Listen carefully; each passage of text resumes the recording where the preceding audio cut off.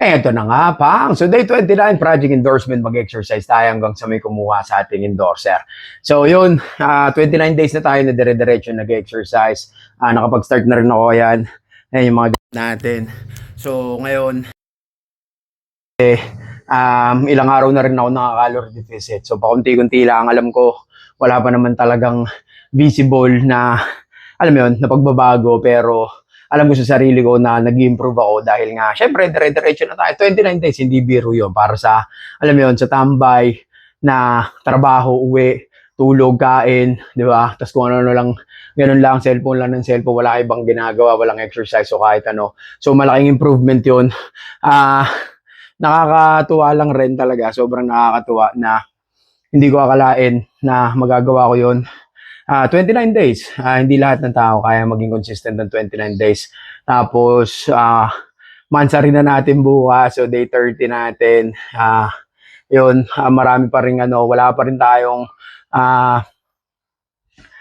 reveal ng weight reveal, wala pa tayong body reveal kasi wala naman makikita di ba? Sabi ko nga, hindi ko naman alam kung may nanonood dito, baka kami lang ni Mama yung nanonood, pero yun, kahit wala namang nanonood, dire-diretso pa rin ako kasi hindi naman to para sa inyo, para sa akin naman talaga to.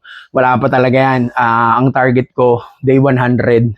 Sa day 100 for sure, marami-rami ng malaki na visible na pagbabago sa atin. Marami ng makakapansin, marami ng makakakita. So yun, ginagawa ko lang rin to. Syempre, makakuha tayo ng endorser. May bago nga pala ako na earphones. Ayan. Di ba? Ganda. Libre lang yan, libre ko lang nakuha. Meron lang nagbigay sa atin. Hindi pa siya literal na endorser, hindi pa pero free sample natin to, so ipinopromote natin to. Maganda, nakakatuwa nga to. At least, hindi na yung bulky na headphones yung ginagamit ko, yung kay Mamay. At least yan, kahit floor exercise ako, kung ano mga exercise gawin ko, hindi na siya nakakahasagabal. So, dire-diretso lang. So, day 29 tayo ngayon, dire-diretso lang tayo. Target natin day 5,000 talaga. 13 years, 7 months. Pero alam ko wala naman kayong pakialam.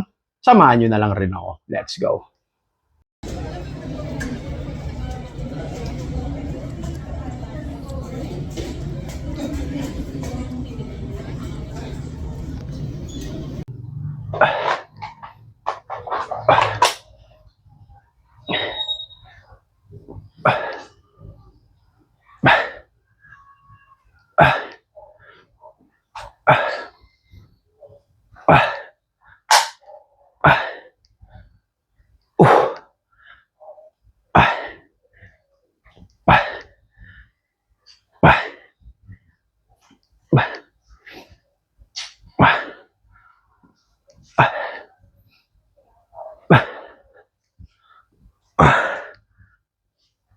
Yun. So, day 29, nakatapos na tayo ng workout natin. Solid workout pa rin talaga.